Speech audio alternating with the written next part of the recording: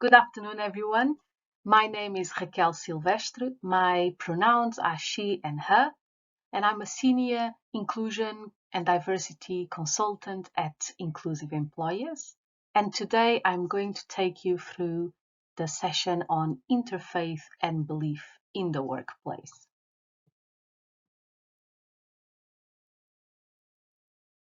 So before we start, let's look at terminology. It is important to note that terminology continues to evolve, and it will always be our intention to be as inclusive as possible.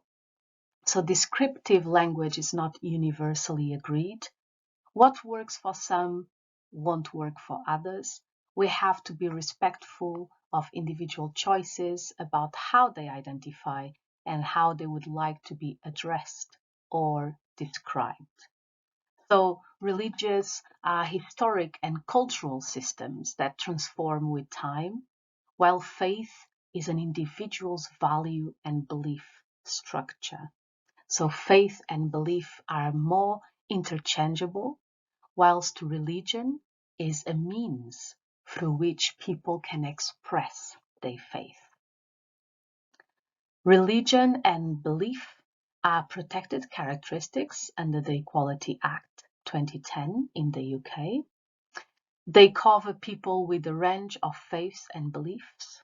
Belief means both religious and non-religious beliefs. We will be using the term faith today to cover the concepts of religion and belief.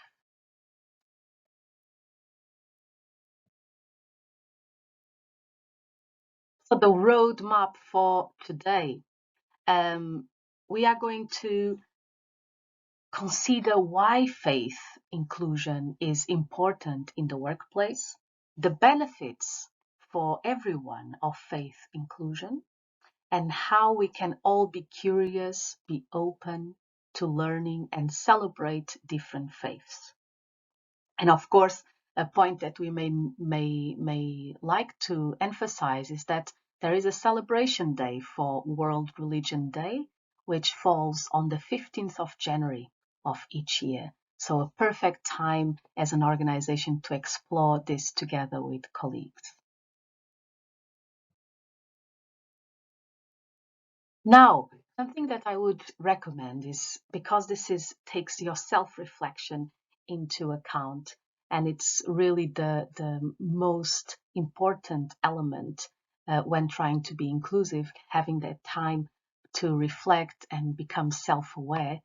I would recommend that you have a notepad and a pen or a pencil, and you can note your reflections as well for continuous thinking. So the first question here is for you to consider: how confident do you feel talking about faith in the workplace?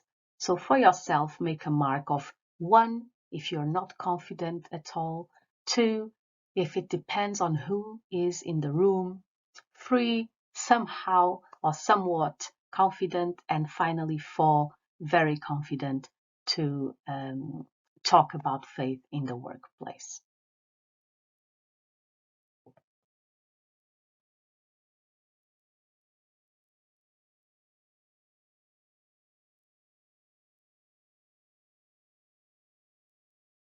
So why do you think it's important to talk about faith in the workplace?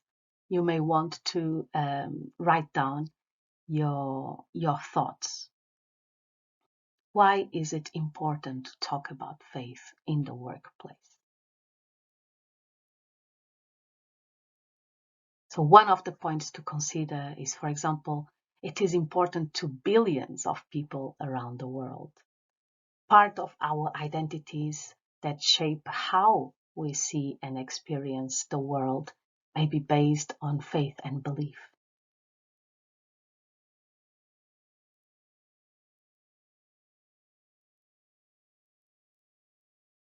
Does this align to your thoughts? So I'm pausing to allow for that reflection. So personally, I find world faiths interesting. And it's also important to being comfortable sharing all aspects of yourself at work. Individuals may need adjustments. So all these things become important and relate to faith in the workplace. Of course, there are legal obligations. So how the Equality Act makes it unlawful to discriminate against someone because of religion or belief, or because of a lack of religion or belief. So some important features include employees are protected against discrimination because they have a religious faith or philosophical belief, as well as because they don't. So it's important to consider those both positionings. One religion or branch of a religion does not override another. A philosophical belief must meet certain conditions, including being genuinely held, concern a weighty and substantial aspect of human life, worthy of respect in a democratic society, and not conflicting with the fundamental rights of others. All protected beliefs are equal, whether religious or philosophical. So having a workplace where colleagues can talk about and share the diversity of faith in the workplace is about making it a place where those of faith and none can thrive. It's also an opportunity to be an inclusion ally. So I can share that I don't have lived experience of practicing a religion, but I'm open, curious, and want to learn and understand to help me get to know my colleagues and what is important to them in and out of the workplace. So I understand it is an important part of their identity. So I make space to listen, to get to know them as a person and their personal relationship with their faith. So these are some of the actions and behaviors that faith allies can showcase. Now, something to consider is a global rise in intolerance. The 21st century has seen a rise in religious intolerance in many economically developed countries. Various religions have been the target, and perpetrators have come from both religious and non-religious backgrounds. Activities that have been attributed to members of certain religious groups have led to reprisals on these groups as a whole and on other groups who are perceived to share common ethnic, national, or racial background. So alongside this, the UK has seen the impact of global social politics on local relations between both religious and secular groups, creating attitudinal changes. So let's look at some of the elements that showcase the global rise in intolerance. So we've got Islamophobia. Fear and dislike of Islam and Muslims has been on the rise in some parts of the world, particularly since the terrorist attacks of September 2001 and July 2005. Muslims have been victims of hate crimes and intolerance at work, or been affected by attacks on mosques and other instances of anti-Muslim hostility in the wider community. Anti-Semitism, motivated by religious or racial hatred and legally defined as both religious and racial discrimination. Anti-Semitism is hostility towards or prejudice against Jews or Judaism and has been on the rise globally over the last few years in certain countries. The UK has seen the number of anti-Semitic assaults and related incidents increasing steadily since 2001. Anti-Semitic incidents have included violent attacks on synagogue, cases of suspected arson, and the desecration of Jewish cemeteries. As with instances of Islamophobia, Such negativity can affect the lives of Jewish colleagues.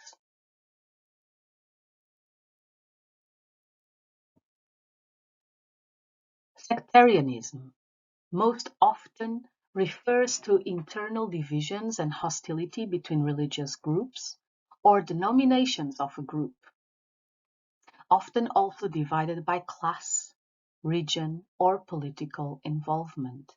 In the context of the UK, sectarianism usually refers to conflict between the Protestant and Catholic faiths, in or related to tensions in Northern Ireland. However, sectarian conflict also exists in parts of Scotland and can still be the cause of problems as shown clearly in football-related violence in recent history. So additionally, sectarianism is present in many other religions where differences in culture and belief result in hostile relations, for example, between some Sunni and Shia Muslim groups. Sectarian-based intolerance can lead to compromised relationships between groups and individuals in the workplace.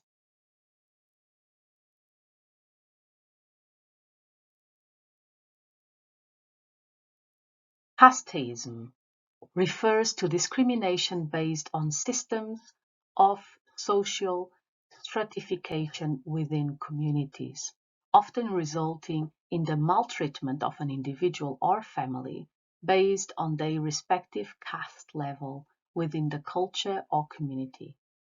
While caste systems are found in many societies, in the UK, caste is understood primarily in relation to cultures from the Indian subcontinent.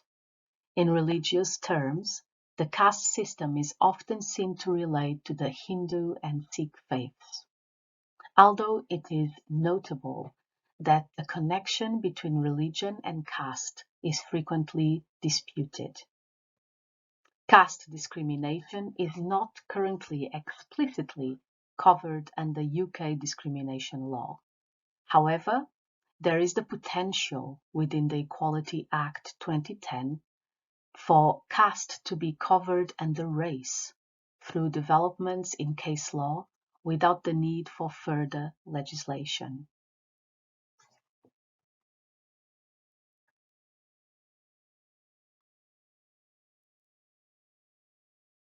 Another invitation for self-reflection.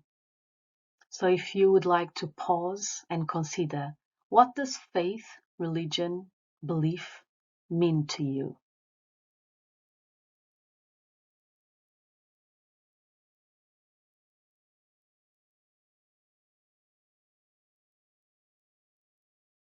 Let's look at some definitions. So the terms religion, faith, and belief can mean different things to different people, and people may relate to one but not the others. For instance, someone may hold beliefs or faith without belonging to a particular religion. So we've got religion, action or conduct indicating belief in, obedience to, and reverence for a god, gods, or similar supernatural, superhuman power, the performance of religious rites or observances. Faith, strong belief in the doctrines of a religion, based on spiritual conviction rather than proof. And finally, belief, a state or habit of mind in which trust or confidence is placed in some person.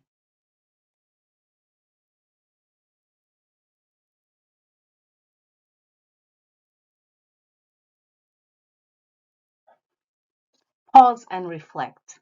What are the benefits of religious faith diversity in the workplace? So once again, you may want to note down what you think are the benefits of religious faith diversity.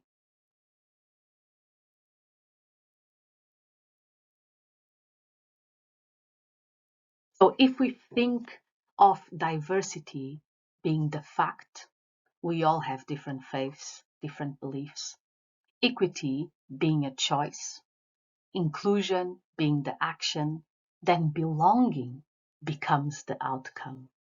It's about creating workplace cultures that aren't solid, homogeneous boxes, but rather a rich and vibrant tapestry. So important to realize as well, belonging isn't culture fit. It's all about culture add, and we are going to look a bit more into that. Shouldn't be about people fitting into the culture you have, but looking at what their diversity, their experiences, and their knowledge can add to your culture. So here we've got the culture add and the benefits of it. So really what we are talking about are the cultural benefits of faith diversity in the workplace. So moving away from the culture fit to culture add. And some of the benefits we can see, for example, immigration to the UK has meant that there has been both a diversification and increase in those choosing to identify with a religion. So, for example, a citizenship survey conducted in 2010 indicated that 80% of self-declared Muslims are likely to actively practice their religion, compared to 32% of self-declared Christians. Organizations, therefore, need to be confident they can attract and retain a population reflective of the societies they operate in order to derive all the benefits of a diverse workplace, including diversity of thought. Another benefit of faith diversity is challenge bias. Diversity in the workplace enables everyone in the organization to recognize their biases and challenge them. The more we are surrounded and work with a diverse group of people, the better we understand the power of diversity of thought and avoid othering groups in society. So acceptance and celebration of a wide range of beliefs ensures diversity is cemented in an organization and pushes businesses to do more for inclusion. Organizational benefits. There is a wide acceptance of the organizational and social benefits of workplace diversity. As ethnic and religious workplace diversity grows, consideration of religious inclusion will be critical to achieve and retain the benefits of such diversity. Our anecdotal research suggests that those with a religious conviction will bring strong ethical values and different perspectives to the work they do, which is highly advantageous for many sectors. In addition, employees who connect with the deeper purpose of their work through their beliefs are thought to be more resilient, responsive, and passionate about it. And finally, service delivery.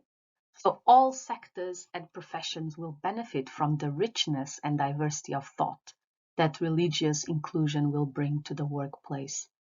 In some professions, an insight into and sensitivity towards religious beliefs and practices will be particularly important in relating to a diverse clientele or customer base.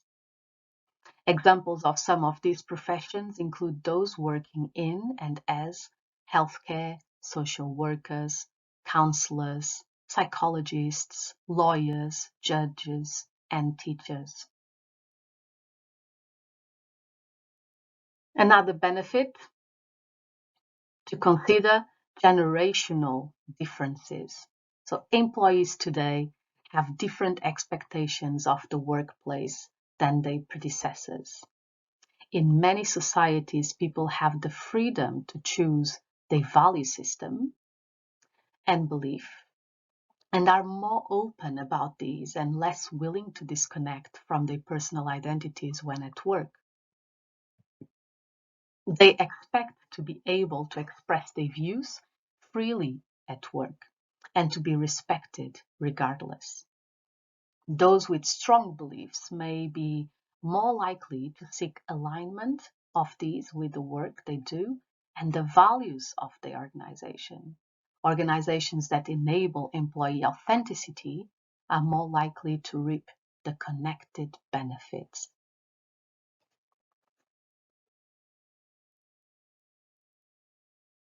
And employee well-being.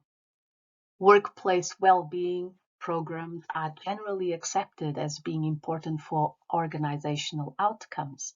Traditional programs tend to focus on health and safety, stress and work-life balance, but more recently have extended to cover spiritual needs.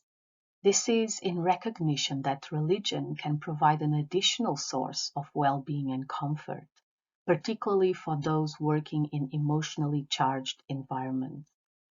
As a result, more organizations are now providing quiet rooms, for example, for the purposes of contemplation and prayer.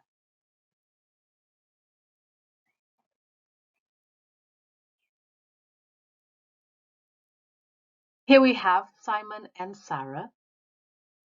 They are devout in their beliefs, and you often hear them talking about religious festivals. They are also heavily involved in your organization's faith networks. However, how they choose to practice their faith is completely different to one another. So here's the question for you. How would you ensure that both Simon and Sarah felt included?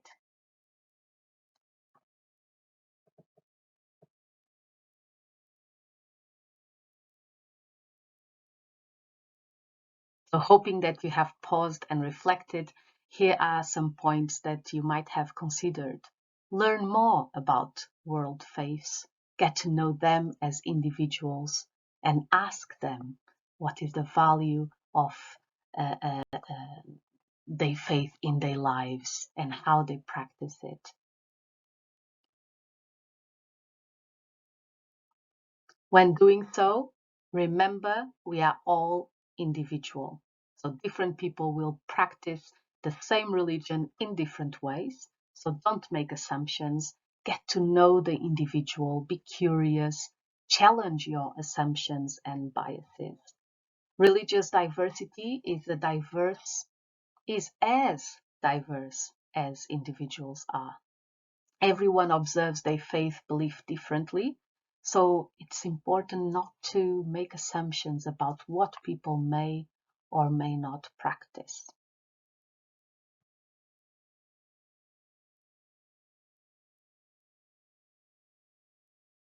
Another point to consider and perhaps reflect: where might the sticking points be when it comes to faith inclusion in the workplace? So again, you might want to make a note. So what ways could faith inclusion be compromised in the workplace? Where might the sticking points be? Different ways to ask the same question.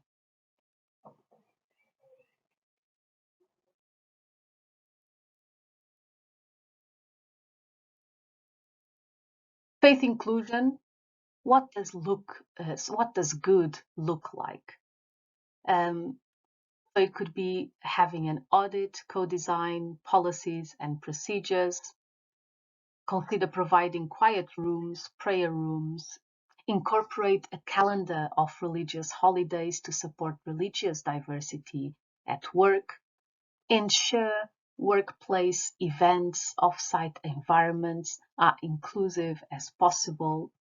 Ascertain specific dietary requirements if possible, but always provide a range of food and label it.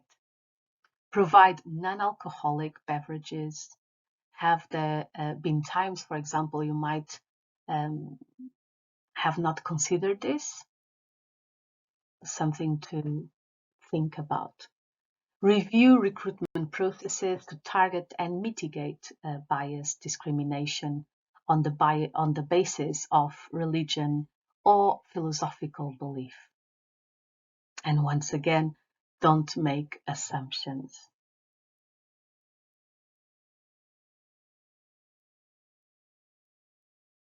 Be curious and supportive.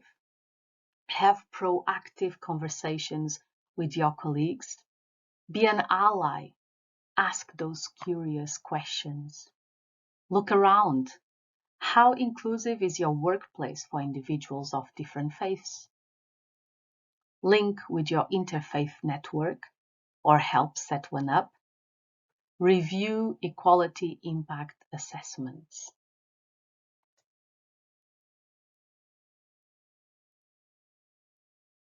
So considering what you've gone through in this session, think about your key takeaways and how you are going to keep curious.